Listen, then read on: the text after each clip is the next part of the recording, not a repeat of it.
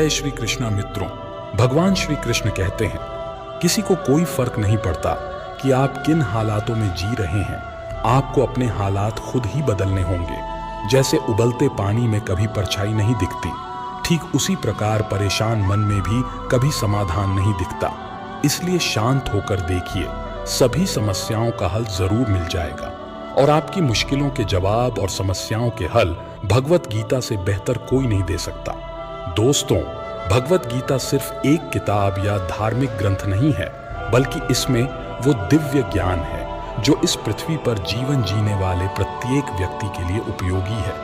ये गीता हमें सिखाती है कि इस दुनिया में सपने कैसे पूरे किए जा सकते हैं, हमारी पर्सनैलिटी कैसे बनती है, कैसे पॉजिटिव एनर्जी बनाई जा सकती है, खुशी क्या होती है, बड़ी बड़ी समस्याओं का समाधान कैसे ढूंढा जा सकता है, निर्णय कैसे लिए जा सकते हैं और भी ना जाने बहुत कुछ। भगवत गीता सिर्फ एक धर्म के लिए नहीं है, बल्कि इसे धरती के हर इंसान को, चाहे वो किसी भी जाति धर्म समुदाय या किसी भी आयु वर्ग का क्यों ना हो, उसे श्रीमद् भगवत गीता को अवश्य पढ़ना और समझना चाहिए, ताकि वो अपनी जिंदगी में सुख शांति, धन वैभव, अच्छी सेहत और सफलता को प्राप्त कर सके। अपने घर परिवार और रिश्तों में आ रही कड़वाहट को दूर करके रिश्तों में मधुरता और प्रेम का संचार कर सके। दोस्तों, श्रीमद् भगवत गीता में कुल 18 अध्याय हैं और इन 18 अध्यायों में कुल 700 श्लोक हैं, जो सभी के लिए पढ़ पाना थोड़ा मुश्किल हो सकता है। इसलिए आज के इस वीडियो में हम भगवत गीता के सबसे महत्वपूर्ण 111 विचारों के बारे में बात करने वाले हैं, जिन्हें जानकर आप पूरी तरह से भगवत गीता का मतलब संक्षेप में समझ पाएंगे। भगवत गीता में भगवान श्री कृष्ण स्वयं बताते हैं कि ये एक बहुत ही दिव्य, रहस्यमय और गुप्त ज्ञान है, जिसे जो भी मनुष्य अपने जीवन में अपनाता है, उसे मैं अपनी भक्ति और प्रेम प्रदान करके उसका कल्याण करता हूँ। इसलिए मित्रों, श्रीमद् भगवत गीता के रहस्यमय ज्ञान को अच्छी तरह से समझने और इसकी शिक्षाओं को अपने जीवन में उतारने के लिए हमें इसे बार बार सुनना और पढ़ना चाहिए। आपसे अनुरोध है कि यदि आप अपने जीवन में भगवान श्री कृष्ण की कृपा और इस दिव्य ज्ञान का शुभ प्रभाव प्राप्त करना चाहते हैं, तो आप इसे हर रोज सुबह जागने के बाद और रात में सोने से पहले अवश्य सुनें। ऐसा करने से आप देखेंगे कि धीरे धीरे आप पर भगवान श्री कृष्ण की कृपा दृष्टि बढ़ने लगी है। आपका हर कार्य पूर्ण होगा, जीवन में धन वैभव और प्रसन्नता का संचार होगा और आपके रिश्ते भी मधुर होने लगेंगे।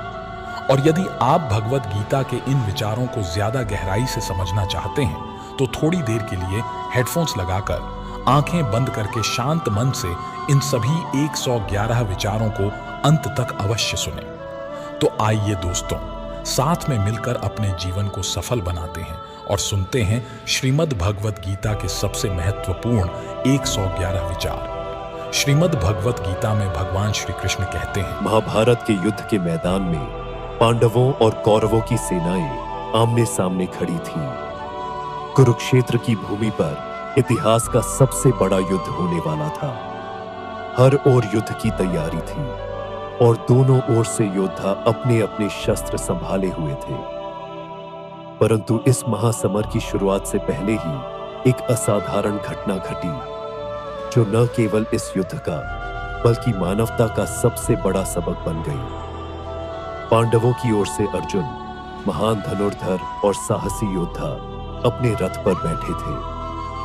उनके सारथी स्वयं भगवान श्री कृष्ण थे।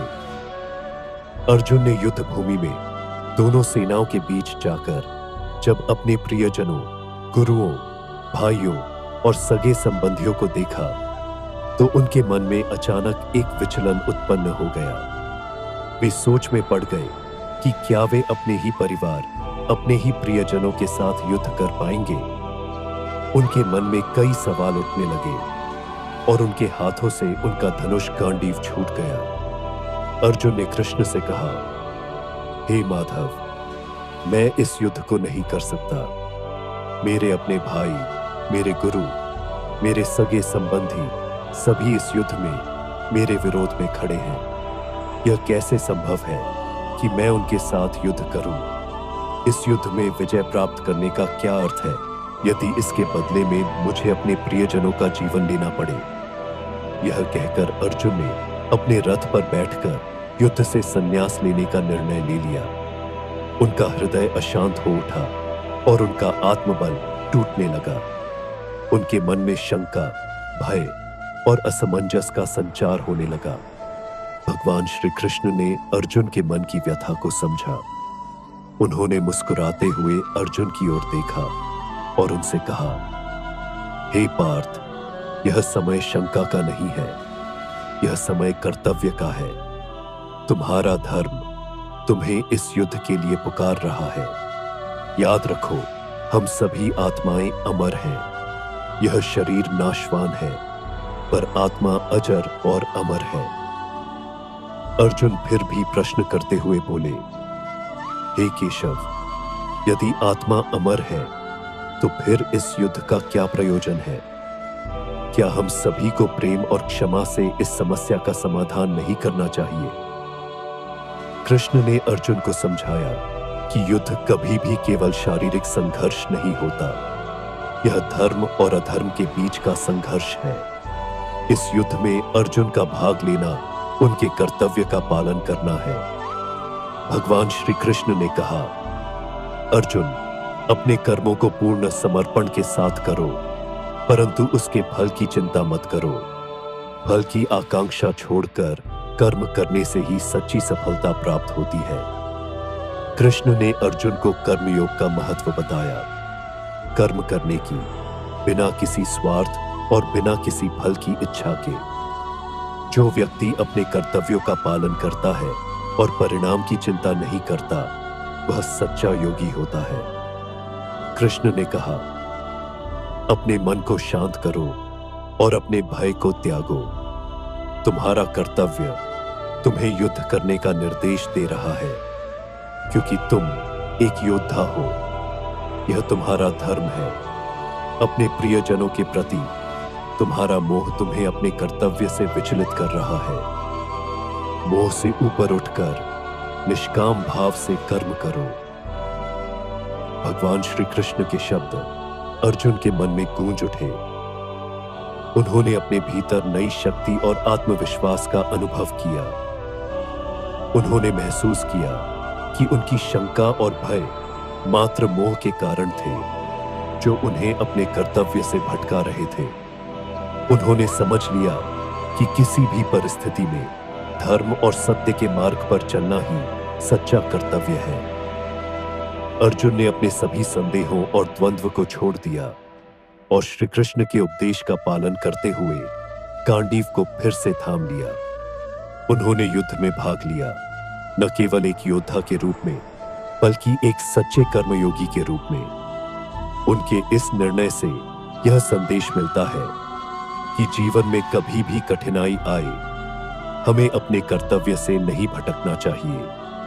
कृष्ण के उपदेशों ने अर्जुन को न केवल युद्ध में विजय दिलाई, बल्कि आत्मा, कर्तव्य और धर्म के सच्चे अर्थों का ज्ञान भी कराया।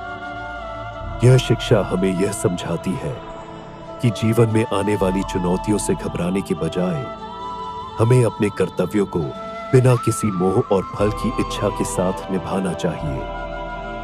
बात यही खत्म नहीं होती। भगवान श्री कृष्ण के उपदेशों में और भी कई गहरे संदेश थे, जिन्हें अर्जुन ने न केवल उस समय समझा, बल्कि आने वाले जीवन के लिए एक मार्गदर्शन के रूप में अपनाया। आइए कहानी को आगे बढ़ाते हैं और जाने कि अर्जुन ने अपने कर्तव्य का पालन करते हुए और क्या-क्या सीखा। जब अर्जुन ने अपने संशयों और डर को त्याग दिया और अपने कर्तव्य के मार्ग पर चलने का संकल्प लिया, तब भगवान श्री कृष्ण ने उन्हें कुछ और महत्वपूर्ण बातें बताईं। 1. स्वधर्म और परधर्म का महत्व। कृष्ण ने अर्जुन को यह सिखाया कि हर व्यक्ति के जीवन में एक विशिष्ट कर्तव्य होता है, जिसे स्वधर्म कहते हैं। यह उस भूमिका से जुड़ा होता है जिसे व्यक्ति समाज में निभा रहा है। अर्जुन एक क्षत्रिय योद्धा थे और उनका धर्म अपने लोगों की रक्षा करना और अधर्म के खिलाफ लड़ना था। कृष्ण ने उन्हें समझाया कि किसी और के धर्म का अनुसरण करना, चाहे वह अच्छा क्यों न लगे, हमेशा जोखिमपूर्ण होता है। यदि अर्जुन युद्ध से बचने के लिए संन्यास या अहिंसा का रास्ता अपनाते तो यह उनके स्वधर्म से विमुख होना होता और इससे अधिक अशांति और पीड़ा उत्पन्न होती। कृष्ण ने कहा, श्रेयान् स्वधर्मो विगुणः परधर्मात् स्वनुष्ठितात् स्वधर्मे निधनम श्रेयः परधर्मो भयावह। अर्थात अपने धर्म में गलती के बावजूद उसका पालन करना श्रेष्ठ है। दूसरे के धर्म का अनुसरण करना खतरनाक हो सकता है। यह बात अर्जुन के दिल में घर कर गई। उन्होंने समझा कि अपने कर्तव्यों का पालन करना ही सच्चा साहस और सही मार्ग है। स्थिर प्रज्ञ और मन का नियंत्रण। कृष्ण ने अर्जुन को मन की स्थिरता के महत्व को भी समझाया। उन्होंने कहा कि युद्ध के दौरान ही नहीं बल्कि जीवन के हर क्षेत्र में स्थिर प्रज्ञता, मन की स्थिरता आवश्यक है। जीवन में हर तरह के सुख दुख, हानि लाभ, जय पराजय आते हैं और यदि हम इनमें उलझ जाते हैं तो हम अपना मानसिक संतुलन खो बैठते हैं। मन का नियंत्रण या स्थिर मन वाला व्यक्ति सच्चे योगी की तरह होता है।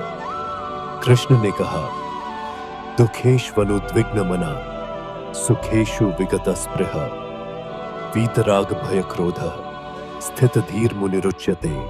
अर्थात दुख के समय में जिसका मन विचलित नहीं होता और सुख में जिसकी इच्छाएं नहीं बढ़ती, वह व्यक्ति स्थिर बुद्धि वाला और सच्चा योगी है।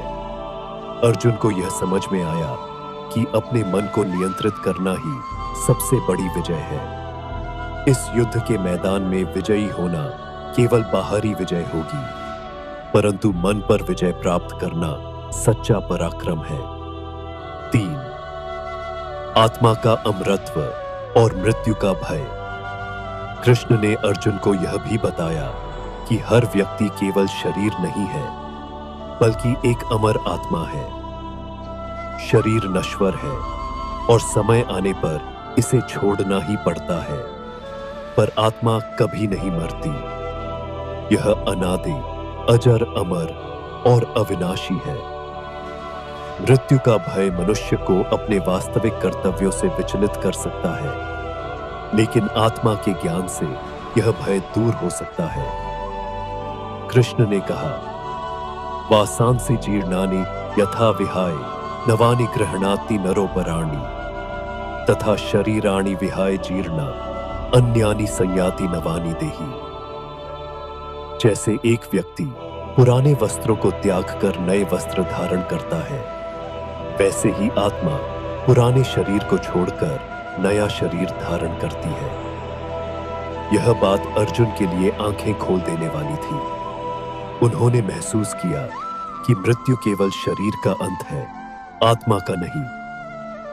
इससे उनकी शंका दूर हो गई और उन्होंने मृत्यु का भय त्याग दिया। यह शिक्षा न केवल अर्जुन के लिए थी बल्कि सभी के लिए यह बताती है कि आत्मा का अमरत्व हमें जीवन के उतार चढ़ाव में स्थिर बना सकता है। 4. निष्काम कर्म और भक्ति का मार्ग। अर्जुन को कर्मयोग के महत्व के साथ साथ भगवान श्री कृष्ण ने भक्ति योग की महत्ता भी समझाई। उन्होंने कहा कि जो व्यक्ति अपने सभी कर्म ईश्वर को अर्पण कर देता है और परिणाम की चिंता किए बिना कार्य करता है, वह ईश्वर का प्रिय भक्त होता है।